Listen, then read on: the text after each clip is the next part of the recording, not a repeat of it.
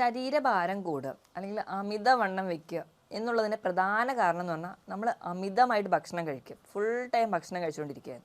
നമ്മൾ വെയിറ്റ് കുറയ്ക്കാൻ വേണ്ടിയിട്ട് ഏറ്റവും നല്ലതെന്ന് പറഞ്ഞാൽ നമ്മുടെ ഭക്ഷണം കഴിക്കുന്നതിൻ്റെ ടൈം ഒന്ന് കൺട്രോൾ ചെയ്യുക. അപ്പോൾ അതിൻ്റെ ഭാഗമായിട്ട് നമുക്കിന്ന് ഇൻ്റർമീഡിയറ്റ് ഫാസ്റ്റിംഗ് എങ്ങനെ ചെയ്യാം, എന്തൊക്കെ ഭക്ഷണങ്ങളാണ് കഴിക്കേണ്ടത്, എന്തൊക്കെയാണ് ഒഴിവാക്കേണ്ടത് എന്നൊക്കെ നമുക്ക് ഈ വീഡിയോയിലൂടെ നോക്കാം. ഞാൻ ഡോക്ടർ പ്രിയ, കലോഞ്ചി ഡയറ്റിലെ മെഡിക്കൽ ഓഫീസറാണ്. അപ്പോൾ എന്താണ് ഇൻ്റർമീഡിയറ്റ് ഫാസ്റ്റിംഗ്? പേര് പറയും പോലെ ഇടവിട്ടുള്ള ഉപവാസം. ഫുൾ ടൈം പട്ടിണി കിടന്ന് വെയിറ്റ് കുറയ്ക്കേണ്ട കാര്യമൊന്നുമില്ല. അപ്പോൾ അങ്ങനെ ചെയ്ത് കഴിഞ്ഞാൽ നമ്മുടെ ഹെൽത്ത് അത്ര ഓക്കെ ആയിരിക്കില്ല. അപ്പോൾ നമുക്ക് കൃത്യമായൊരു പാറ്റേൺ ഉണ്ട്. കൃത്യമായ സമയത്ത് ഭക്ഷണം കഴിക്കാം, കൃത്യമായൊരു ഇടവേളകളിൽ കംപ്ലീറ്റ് ആയിട്ട് ഉപവസിക്കുകയും കൂടി ചെയ്യുക. പക്ഷേ നമുക്ക് വെള്ളമോ അല്ലെങ്കിൽ ചായയോ കാപ്പിയോ പാലും മധുരവും ഇല്ലാതെ കുടിക്കുന്നതിന് യാതൊരുവിധ തെറ്റുമില്ല. അങ്ങനെ ചെയ്യുന്ന ഒരു തരത്തിലുള്ള ഫാസ്റ്റിങ്ങിനെയാണ് നമ്മൾ ഇൻ്റർമീഡിയറ്റ് ഫാസ്റ്റിംഗ് എന്ന് പറയുന്നത്. അപ്പോൾ ഇങ്ങനെ ഇൻ്റർമീഡിയറ്റ് ഫാസ്റ്റിംഗ് ചെയ്യുമ്പോൾ നമ്മുടെ വണ്ണം കുറയും, അതോടൊപ്പം തന്നെ മറ്റ് പല ഗുണങ്ങളും ഉണ്ട്. അപ്പോൾ ഇൻ്റർമീഡിയറ്റ് ഫാസ്റ്റിംഗ് പല രീതിയിൽ ചെയ്യാം. അപ്പം ഒരു ഉദാഹരണം വെച്ച് പറയുകയാണെങ്കിൽ നമ്മൾ കഴിക്കുന്ന സമയം എന്ന് പറഞ്ഞാൽ ഇപ്പോൾ രാവിലത്തെ ഒരു ബ്രേക്ക്ഫാസ്റ്റ് എന്ന് പറഞ്ഞാൽ ഒരു 11 മണിക്ക് കഴിക്കുക. വൈകുന്നേരം നമ്മുടെ ഡിന്നർ, അതായത് നമ്മുടെ ഫുഡ് ടൈം ക്ലോസ് ചെയ്യുന്നത് ഒരു 6 മണിക്ക്. അതായത് നമ്മളൊരു 16 മണിക്കൂർ ഉപവസിക്കുന്നു, 8 മണിക്കൂർ നമുക്ക് ഫുഡ് കഴിക്കാൻ ടൈമുണ്ട്. ഈ 8 മണിക്കൂർ ഫുഡ് കഴിക്കുക എന്ന് പറഞ്ഞാൽ കംപ്ലീറ്റ്ലി 8 മണിക്കൂർ നിങ്ങൾ ഫുഡ് കഴിച്ചുകൊണ്ടിരിക്കണം എന്നല്ല. ആ ഒരു ടൈമിൽ കൃത്യമായി ഒരു 3 തവണയായിട്ട് നിങ്ങൾ നിങ്ങളുടെ ഫുഡ് മീൽ സെറ്റ് ചെയ്യുകയാണെങ്കിൽ നിങ്ങൾക്ക് കൃത്യമായിട്ട് വെയിറ്റ് കുറയും. നമ്മൾ വെയിറ്റ് കുറയുക എന്നുള്ളത് പ്രധാന ഉദ്ദേശം എന്ന് പറഞ്ഞു കഴിഞ്ഞാൽ പല രോഗങ്ങളെയും നമുക്ക് തടയാൻ പറ്റും. മിക്ക ജീവിതശൈലി രോഗങ്ങൾ, ഇപ്പം അമിതവണ്ണം കൊണ്ടാണ് പല പല രോഗങ്ങൾ ഉണ്ടാവുക. ഇപ്പം യൂറിക് ആസിഡോ, ഫാറ്റി ലിവർ, അല്ലെങ്കിൽ നമുക്ക് ഉണ്ടാകുന്ന കൊളസ്ട്രോള്, BP, ഇതെല്ലാം ഇൻ്റർലിങ്ക്ഡ് ആണ്. PCOD പോലെയുള്ള കണ്ടീഷൻ സ്ത്രീകൾക്ക് കൂടാനുള്ള ഒരു കാരണവും അമിതവണ്ണം കൊണ്ടാണ്. ഇതെല്ലാം ഒരു സൈക്കിൾ പോലെ ലിങ്ക്ഡ് ആണ്. ഈ ഒരു രോഗങ്ങൾ ഉണ്ടാകുന്നതിൻ്റെ ഭാഗമായിട്ട് വണ്ണം വെക്കുന്നു, ഈ വണ്ണം വെക്കുന്നതിൻ്റെ ഭാഗം ഈ ഒരു ഇതിൻ്റെ ലെവൽ കൂടിക്കൊണ്ടേയിരിക്കുന്നു. അപ്പോൾ നമുക്കിത് എല്ലാം കൺട്രോൾ ചെയ്യണമെങ്കിൽ മെഡിസിനെ ഡിപ്പെൻഡ് ചെയ്ത് കഴിഞ്ഞാൽ അതിൻ്റേതായ പാർശ്വഫലങ്ങൾ ഒരുപാടുണ്ടാവും. അപ്പോൾ മെഡിസിനെ ഡിപ്പെൻഡ് ചെയ്യാതെ ഹെൽത്തി ആയിട്ടിരിക്കാൻ വേണ്ടി ഏറ്റവും നല്ല മാർഗ്ഗം എന്ന് പറഞ്ഞാൽ ഇൻ്റർമീഡിയറ്റ് ഫാസ്റ്റിംഗ് ആണ്. അപ്പോൾ എങ്ങനെയൊക്കെ ഇൻ്റർമീഡിയറ്റ് ഫാസ്റ്റിംഗ് ചെയ്യാം? ഒന്നാമത്തെ ഞാൻ പറഞ്ഞതുപോലെ 16/8, അതായത് 16 മണിക്കൂർ നിങ്ങൾ ഉപവസിക്കുക, 8 മണിക്കൂർ നിങ്ങൾ ഭക്ഷണം കഴിക്കുമ്പോൾ രാവിലത്തെ ബ്രേക്ക്ഫാസ്റ്റ് ഒരു 11 മണിക്കാണ് കഴിക്കുക, ഉച്ചയ്ക്ക് ലഞ്ച് എന്ന് പറയുന്നത് ഒരു 2 മണിക്ക് കഴിക്കുക, വൈകുന്നേരത്തെ ഡിന്നർ ഒരു 6 മണിയിൽ സ്റ്റോപ്പ് ചെയ്യുക. അപ്പോൾ ഈ ഒരു 3 ടൈമിൽ നിങ്ങൾ ഹെൽത്തി ആയിട്ടുള്ള ഭക്ഷണം, അപ്പോൾ നിങ്ങൾക്ക് എന്തും കഴിക്കാം. എന്തെന്ന് പറഞ്ഞു കഴിഞ്ഞാൽ വെറും ഫാസ്റ്റ് ഫുഡ് അങ്ങനത്തെ ഡിപ്പെൻഡ് ചെയ്യാതെ നമ്മുടെ വീട്ടിലൊക്കെയുള്ള സാധാരണ ഭക്ഷണങ്ങളെല്ലാം കഴിക്കാവുന്നതാണ്. ഈ ഭക്ഷണങ്ങളൊക്കെ കഴിക്കുക. നിങ്ങൾക്ക് കഴിക്കുന്ന ഭക്ഷണം എപ്പോഴും നല്ല ക്വാളിറ്റി ഉള്ള ഭക്ഷണങ്ങളായിരിക്കണം. ഇനി രണ്ടാമത്തെ മാർഗ്ഗം എന്ന് പറഞ്ഞാൽ 5/2. 5/2 എന്ന് പറഞ്ഞാൽ ആഴ്ചയിൽ 7 ദിവസങ്ങളുണ്ട്. ഇതിൽ 5 ദിവസവും നമുക്ക് നോർമലായിട്ട് ഭക്ഷണം കഴിക്കാം, ബാക്കി 2 ദിവസം നിങ്ങൾ ഉപവസിക്കണം. ഈ 2 ദിവസം എന്ന് പറഞ്ഞാൽ അടുപ്പിച്ചുള്ള 2 ദിവസങ്ങളിലാവരുത്. നിങ്ങൾ ഒന്നെങ്കിൽ തിങ്കളാഴ്ച നിങ്ങൾ ഫാസ്റ്റ് ചെയ്യുന്നു, ബാക്കി എല്ലാ ദിവസങ്ങളും നോർമലായിട്ട് ഫുഡ് കഴിക്കുന്നു, വീണ്ടും നിങ്ങൾക്കൊരു വ്യാഴം വെള്ളി ദിവസങ്ങൾ നിങ്ങൾക്ക് വേണമെങ്കിൽ ഉപവസിക്കാം. അപ്പോൾ അങ്ങനെ ഏതെങ്കിലും 2 ദിവസമായിരിക്കണം, അത് അടുപ്പിച്ചുള്ള ദിവസങ്ങളല്ലാതെ നിങ്ങൾ കൃത്യമായിട്ട് ഉപവസിക്കുകയാണെങ്കിൽ ഇത് നിങ്ങൾക്ക് ഇൻ്റർമീഡിയറ്റ് ഫാസ്റ്റിംഗ് ആയിട്ട് എടുക്കാൻ പറ്റും. മൂന്നാമത്തത് പറഞ്ഞാൽ ഓൾട്ടർനേറ്റീവ് ഡേയ്സിലാണ്. ഓൾട്ടർനേറ്റീവ് ഡേയ്സ് എന്ന് പറഞ്ഞാൽ ഒരു ദിവസം നിങ്ങൾ നല്ലപോലെ ഭക്ഷണം കഴിക്കുന്നു, അടുത്ത ദിവസം നിങ്ങൾ ഉപവസിക്കുന്നു. തിങ്കളാഴ്ച ഞാൻ ഹെൽത്തി ആയിട്ട് ഫുൾ ടൈം ഫുഡൊക്കെ കഴിച്ച് നോർമൽ ലൈഫ് സ്റ്റൈലായിരിക്കും. ചൊവ്വാഴ്ചയാകുമ്പോൾ നിങ്ങൾ ഡയറ്റിലോട്ട് അല്ലെങ്കിൽ ഉപവാസത്തിലോട്ട് പോകുന്നു. ബുധനാഴ്ചയാകുമ്പോൾ വീണ്ടും നിങ്ങൾ നല്ല നോർമലി നിങ്ങളുടെ ഫുഡ് പാറ്റേൺ കൊണ്ടുവരുന്നു. അങ്ങനെ ഓൾട്ടർനേറ്റ് ദിവസങ്ങളിൽ നിങ്ങൾ ഉപവസിക്കുന്നതിന് അങ്ങനെ ഒരു മാർഗ്ഗം കൂടിയുണ്ട്. പക്ഷെ അതത്ര ഹെൽത്തി അല്ല. നോർമലി ഞാൻ ഏറ്റവും ആദ്യം പറഞ്ഞ 16/8 ഈ ഒരു ടൈം പാറ്റേണിൽ നിങ്ങൾ ഇൻ്റർമീഡിയറ്റ് ഫാസ്റ്റിംഗ് എടുക്കുകയാണെങ്കിൽ ഏറ്റവും ഹെൽത്തി ആയിട്ട് ഉണ്ടാവുക. ഇനി ഇൻ്റർമീഡിയറ്റ് ഫാസ്റ്റിംഗ് എടുക്കുമ്പോൾ ഏറ്റവും നല്ല ഗുണങ്ങൾ എന്തെന്ന് വെച്ചിട്ടുണ്ടെങ്കിൽ നമ്മൾ കഴിക്കുന്ന ഭക്ഷണം എപ്പോഴും നമ്മൾ അമിതമായിട്ട് കഴിക്കുക. നമ്മളിപ്പോൾ എന്ത് ഭക്ഷണവും, ഇപ്പോൾ നമ്മൾ അന്നജം കഴിക്കുന്നു, അധികമായിട്ട് അന്നജം ചെല്ലുന്നു കഴിഞ്ഞാൽ അത് വേഗം നമ്മുടെ ബോഡി അങ്ങ് സ്റ്റോർ ചെയ്യും, ഫാറ്റായിട്ട് അവിടെ ഡിപ്പോസിഷനിലോട്ട് പോകും. നമുക്ക് എനർജി എന്ന് പറഞ്ഞാൽ നമുക്ക് അപ്പം പ്രവർത്തനങ്ങൾ ചെയ്യാൻ വേണ്ടി മാത്രമുള്ളതാണ്. അപ്പം അതിനു വേണ്ടി മാത്രമാണ് നമ്മൾ ഫുഡ് കഴിക്കുന്നതെങ്കിൽ നമുക്ക് കൃത്യമായിട്ടൊരു വെയിറ്റ് ഗെയിൻ ആയിരിക്കും, അല്ലെങ്കിൽ നമുക്ക് അമിതവണ്ണം പോലുള്ള കണ്ടീഷൻസിലോട്ട് പോകും. അപ്പോൾ ഫുഡ് കഴിക്കുക എന്ന് പറയുന്നത് നമ്മൾ 3 നേരം ഭക്ഷണം കഴിക്കുന്നു. അപ്പം നമ്മൾ അധികമായിട്ട് അല്ലെങ്കിൽ ഒരുപാട് തവണകൾ കഴിക്കുമ്പോഴാണ് എപ്പോഴും ഈ ഒരു ഒബീസിറ്റി പോലുള്ള കണ്ടീഷൻസിലോട്ട് പോകാറ്.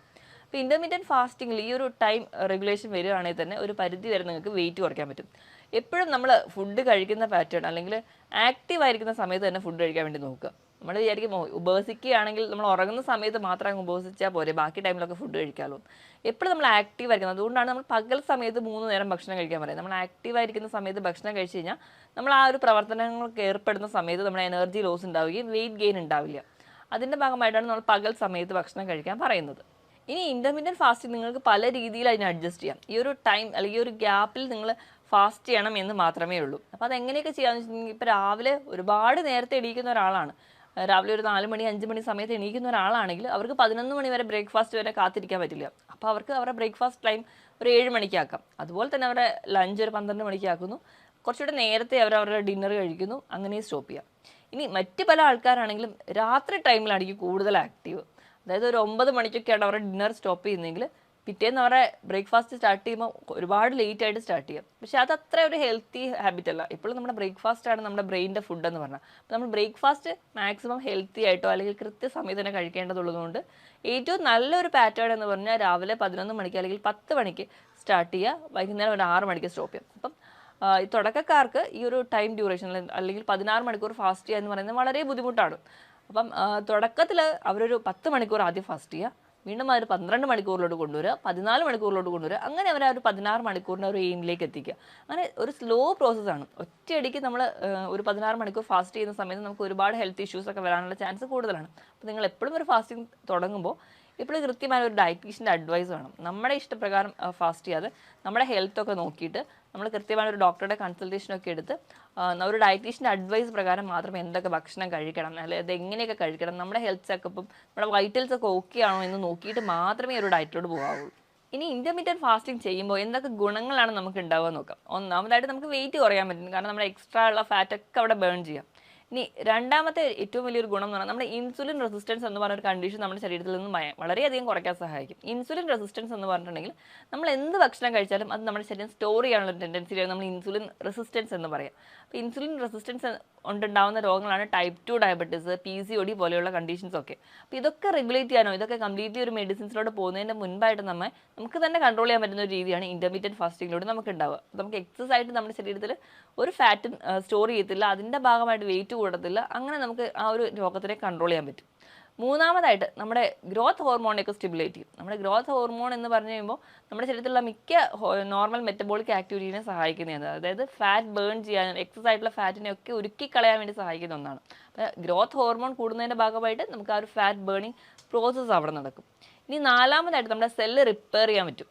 സെല്ല് റിപ്പയർ എന്ന് പറഞ്ഞാൽ നോർമലി നമ്മുടെ ശരീരത്തിലെ എല്ലാ സെൽസും അല്ലെങ്കിൽ എല്ലാ അവയവങ്ങളും എപ്പോഴും ഫങ്ഷനിങ്ങിലായിരിക്കും. അപ്പോൾ നമ്മുടെ അവയവങ്ങൾക്കൊന്നും പ്രത്യേകിച്ച് ഒരു റെസ്റ്റ് ഒന്നും കിട്ടുന്നില്ല. നമ്മൾ ഈ ഒരു ഉപവസിക്കുക ഒരു ഇൻ്റർമീഡിയറ്റ് ഫാസ്റ്റിങ്ങിലോട്ട് വരുന്ന സമയത്ത് നമ്മുടെ വയറിന് അല്ലെങ്കിൽ നമ്മുടെ ആമാശയത്തിൽ ഒരു വിധമൊക്കെ ഒരു റെസ്റ്റ് കിട്ടുന്നുണ്ട്. അതിൻ്റെ ഭാഗമായിട്ട് നമ്മുടെ തലച്ചോറിനും കുറച്ച് പ്രവർത്തനത്തിനൊക്കെ ഒരു റെസ്റ്റ് കിട്ടുന്നുണ്ട്. അപ്പോൾ അങ്ങനെ നമ്മുടെ ശരീരത്തിന് ഒരു ചെറിയ റെസ്റ്റ് കൊടുക്കുന്ന സമയത്ത് നമ്മുടെ സെൽ റിപ്പയർ എന്നൊരു പ്രോസസ്സിലോട്ട് നടക്കുകയും അതിലേക്ക് ഉണ്ടാകുന്ന പല ടോക്സിൻസും പുറന്തള്ളാൻ വേണ്ടി സഹായിക്കുന്നുണ്ട്. ഇനി നാലാമതായിട്ട് നമുക്ക് ആൻറ്റി ഓക്സിഡൻറ്റ് ഫംഗ്ഷൻ വഴി നമുക്ക് ക്യാൻസറസ് ആയിട്ടുള്ള പല പ്രവർത്തനങ്ങളെയും അത് തടയുന്നുണ്ട്. അതായത് നമുക്ക് ക്യാൻസറസ് ടെൻഡൻസി വരുന്നതൊക്കെ കുറയ്ക്കുന്നതായി കാണാം. ഇങ്ങനെ നമ്മൾ സെൽ റിപ്പയറിംഗ് വഴി അല്ലെങ്കിൽ ഇൻ്റർമീഡിയറ്റ് ഫാസ്റ്റിംഗ് ഒക്കെ ചെയ്യുന്നതിൻ്റെ ഭാഗമായിട്ട് ഒരു ആൻറ്റി ഓക്സിഡൻറ്റ് ഫംഗ്ഷൻ നടക്കുന്നതുകൊണ്ട് തന്നെ നമുക്ക് ക്യാൻസറസ് ആയിട്ടുള്ള ഗ്രോത്തുകളോ അല്ലെങ്കിൽ അതുപോലെ ഉണ്ടാകുന്ന വളർച്ചകളെ ഒരു പരിധി വരെ നമ്മൾ കുറയുന്നതായിട്ട് പല പഠനങ്ങളിലും പറയുന്നുണ്ട്. ഇനി ഇൻ്റർമീഡിയറ്റ് ഫാസ്റ്റിംഗ് ചെയ്യുമ്പോൾ നമുക്ക് ഭക്ഷണത്തിൽ എന്തൊക്കെ ശ്രദ്ധിക്കണം എന്ന് നോക്കാം.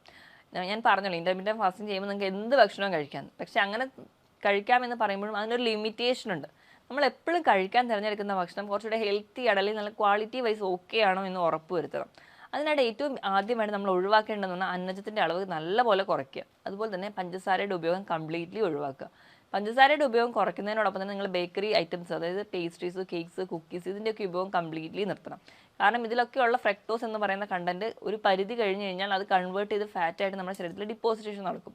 അപ്പോൾ അതുകൊണ്ട് തന്നെ ഇതിൻ്റെ ഉപയോഗം കുറയ്ക്കുക. അതുപോലെ തന്നെ ഫാസ്റ്റ് ഫുഡ് അല്ലെങ്കിൽ പ്രോസസ്സ് ചെയ്ത ഭക്ഷണങ്ങൾ, ടിൻഡ് ഫുഡ്, പാക്കറ്റിൽ കിട്ടുന്ന ഭക്ഷണങ്ങൾ ഇതൊക്കെ കംപ്ലീറ്റ്ലി സ്റ്റോപ്പ് ചെയ്യുക. ഇതൊക്കെ സ്റ്റോപ്പ് ചെയ്താൽ മാത്രമേ നമുക്ക് ആ ഒരു ഫാറ്റ് ബേണിംഗ് പ്രോസസ്സ് ആദ്യമേ നടക്കുകയുള്ളൂ. അല്ലെങ്കിൽ ഈ പറയുന്ന ഭക്ഷണങ്ങളെല്ലാം കൺവേർട്ട് ചെയ്ത് സ്റ്റോർ ചെയ്യുന്നത് ഫാറ്റിൻ്റെ ഫോമിലാണ്. ഇനി നമ്മൾ എന്തൊക്കെ കഴിക്കണം എന്ന് നോക്കി കഴിഞ്ഞിട്ടുണ്ടെങ്കിൽ എപ്പോഴും ഹെൽത്തി ആയിട്ടിരിക്കാൻ വേണ്ടി നമുക്ക് എല്ലാവർക്കും അറിയാം വെജിറ്റബിൾസും ഫ്രൂട്ട്സാണ് നമ്മളെ കൂടുതൽ സഹായിക്കുന്നത്. അതിനോടൊപ്പം തന്നെ പ്രോട്ടീൻസും ധാരാളമായി കഴിക്കുക. അപ്പോൾ നമ്മൾ കഴിക്കുമ്പോൾ എപ്പോഴും നട്ട്സും പ്രോട്ടീൻസും വെജിറ്റബിൾസും ഫ്രൂട്ട്സും കഴിക്കുക. എപ്പോഴും സാലഡ്സ് ആയിട്ടോ അല്ലെങ്കിൽ ഫ്രഷ് കട്ട് ചെയ്ത് കഴിക്കാൻ വേണ്ടി ശ്രദ്ധിക്കുക. ഇനി ഇതിനോടൊപ്പം തന്നെ പുകവലി, മദ്യപാനം പോലുള്ള ശീലമുള്ളവരാണെങ്കിൽ അതും കംപ്ലീറ്റ്ലി ഒഴിവാക്കുക.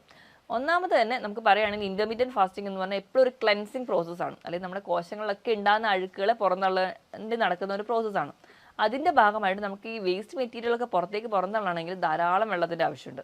നമ്മൾ നല്ലപോലെ വെള്ളം കുടിക്കണം. അപ്പോൾ ആ ഇൻ്റർമീഡിയറ്റ് ഫാസ്റ്റിങ്ങിൻ്റെ സമയത്തായിക്കൂടെ നമുക്ക് വിശപ്പ് വരുന്ന ടൈമിൽ നമുക്ക് ആ ഒരു ഉപവസിക്കുന്ന സമയത്ത് നമുക്ക് ധാരാളം വെള്ളം കുടിക്കാം. അതുപോലെ തന്നെ ചായയും കാപ്പിയും നിങ്ങൾക്ക് കുടിക്കാം. പക്ഷേ പാലും പഞ്ചസാരയും കംപ്ലീറ്റ്ലി അവോയ്ഡ് ചെയ്തിട്ട് മാത്രമേ ചായയും കാപ്പിയും ഉണ്ടാക്കാൻ പാടുള്ളൂ. അപ്പോൾ ഇതൊക്കെ നിങ്ങൾക്ക് കുടിക്കാവുന്നതാണ്. അപ്പോൾ നല്ലപോലെ വെള്ളം കുടിക്കണം. അപ്പോൾ നിങ്ങളുടെ ശരീരഭാരം നോക്കിയിട്ട് അതിനനുസരിച്ച് തന്നെ നിങ്ങൾ വെള്ളം കുടിക്കണം. എങ്കിൽ മാത്രമേ ആ ഒരു ക്ലെൻസിങ് പ്രോസസ്സ് തന്നെ നടക്കുകയുള്ളൂ. അപ്പോൾ ധാരാളം വെള്ളം കുടിക്കുക. നമ്മൾ മദ്യപാനം പോലുള്ള ശീലമുള്ളവരാണെങ്കിൽ നമ്മുടെ ശരീരത്തിൽ ഡീഹൈഡ്രേഷൻ നടക്കാൻ ചാൻസ് കൂടുതലാണ്. അപ്പോൾ അങ്ങനെ ഡീഹൈഡ്രേഷൻ വരുമ്പോൾ ഈ ഒരു ക്ലെൻസിങ് പ്രോസസ്സ് നടക്കില്ല. അതുകൊണ്ട് തന്നെ ഇൻ്റർമീഡിയറ്റ് ഫാസ്റ്റിംഗ് ഹെൽത്തി ആയിരിക്കില്ല. അപ്പം കംപ്ലീറ്റ്ലി പുകവലി മദ്യപാനം സ്റ്റോപ്പ് ചെയ്തിരിക്കണം. അതിനോടൊപ്പം തന്നെ ഈ പറഞ്ഞ പ്രോസസ്സ് ഭക്ഷണങ്ങൾ കംപ്ലീറ്റ്ലി ഒഴിവാക്കിയിരിക്കണം. ഇതിനോടൊപ്പം ഹെൽത്തി ആയിട്ടുള്ള ഭക്ഷണം ചെയ്യുക. കൃത്യമായ ഒരു വ്യായാമം കൂടി വേണം. ഭക്ഷണം എത്രത്തോളം കംപ്ലീറ്റ്ലി കൺട്രോൾ ചെയ്യുന്നു അത്രയും തന്നെ ഇമ്പോർട്ടൻസ് ഉണ്ട് വ്യായാമത്തിൽ. നിങ്ങൾ എപ്പോഴും ഒരു ഫിറ്റ്നസ് ട്രെയിനറിൻ്റെ അഡ്വൈസ് പ്രകാരം നിങ്ങൾ ആഴ്ചയിൽ 5 ദിവസമെങ്കിലും ഒരു അരമണിക്കൂർ മുതൽ 3/4 മണിക്കൂറായിട്ട് കൃത്യമായിട്ട് തന്നെ വ്യായാമം ചെയ്യുക. നിങ്ങളുടെ ഹെൽത്ത് ഓക്കെ ആണെന്ന് ഉറപ്പ് വരുത്തിയ ശരി. നമ്മൾ എപ്പോഴും ഒരു ഫാസ്റ്റിംഗ് തുടങ്ങുന്നതിൻ്റെ മുൻപോ അല്ലെങ്കിൽ ഒരു എക്സസൈസ് ഒക്കെ തുടങ്ങുന്നതിൻ്റെ മുൻപ് ശരീരത്തിൽ ചെറിയ ചെറിയ മാറ്റങ്ങൾ കാണിക്കാറുണ്ട്. തലവേദന, തലകറക്കം, ക്ഷീണം പോലെയുള്ള ബുദ്ധിമുട്ടുകൾ. അപ്പം അങ്ങനെ ചെറിയ രീതിയിലുള്ള വ്യായാമങ്ങളോ അല്ലെങ്കിൽ ചെറിയ രീതിയിലുള്ള ബുദ്ധിമുട്ടുകളാണ് നിങ്ങൾക്ക് ആദ്യം തുടങ്ങുന്നതെങ്കിൽ നമുക്കത് കുറച്ച് പതിയെ അല്ലെങ്കിൽ നമ്മുടെ ആ ഒരു ഡയറ്റിലോട് വരുമ്പോൾ അല്ലെങ്കിൽ ആ ഒരു പാറ്റേൺ ബോഡി അക്സെപ്റ്റ് ചെയ്ത് കഴിയുമ്പോൾ നമുക്കത് കുറയുന്നതായിട്ട് കാണാം. നിങ്ങളുടെ ബുദ്ധിമുട്ടുകൾ നിങ്ങൾക്ക് കൺട്രോൾഡ് അല്ലാതെ പോവുകയാണെങ്കിൽ എപ്പോഴും ഒരു ഡോക്ടറുടെ കൺസൾട്ടേഷൻ നിങ്ങളെടുത്ത് നിങ്ങളുടെ ബുദ്ധിമുട്ടുകൾ എന്താണെന്ന് നോക്കി അതിന് വേണ്ട ട്രീറ്റ്മെൻറ്റ് അല്ലെങ്കിൽ നിങ്ങളുടെ ഡയറ്റിൽ വരുത്തേണ്ട മാറ്റങ്ങൾ എന്താണെന്ന് കൃത്യമായി തന്നെ നോക്കണം. എപ്പോഴും നമ്മൾ ഡയറ്റ് എടുക്കുമ്പോൾ പല ആൾക്കാരും ചെയ്യുന്ന ഒരു തെറ്റെന്നുണ്ടെങ്കിൽ നമ്മൾ ഭക്ഷണം ഒരുപാട് അങ്ങ് കൺട്രോൾ ചെയ്യും. പക്ഷെ നമ്മൾ കഴിക്കുന്ന ഭക്ഷണത്തിൽ പ്രോട്ടീൻസും അല്ലെങ്കിൽ ന്യൂട്രിയൻസ് ഒക്കെ നമുക്ക് കുറയുന്നതിൻ്റെ ഭാഗമായിട്ടായിരിക്കും ഈ ക്ഷീണമൊക്കെ ഉണ്ടാവുക. അപ്പോൾ കൃത്യമായ ഒരു ഡയറ്റ് ചാർട്ടിലൂടെയാണ് നിങ്ങൾ നിങ്ങളുടെ ഭക്ഷണം നിയന്ത്രിക്കുന്നതെങ്കിൽ ഈ പറഞ്ഞ പ്രോട്ടീൻ്റെ ലോസോ അല്ലെങ്കിൽ മറ്റ് ന്യൂട്രിയൻസിൻ്റെ ലോസോ ഒന്നും ഉണ്ടാവില്ല. അതുകൊണ്ട് തന്നെ ഹെൽത്തി ആയിട്ട് ഇരിക്കാൻ പറ്റും. ഞാൻ ഈ പറഞ്ഞ ടോപ്പിക്കിൽ ആർക്കെങ്കിലും എന്തെങ്കിലും ഡൗട്ട് ഉണ്ടെങ്കിൽ താഴെ കാണുന്ന നമ്പറിൽ കോൺടാക്ട് ചെയ്യുക. മറ്റൊരു ഹെൽത്ത് ടോപ്പിക്കുമായിട്ട് വീണ്ടും കാണുന്നവരെ നന്ദി.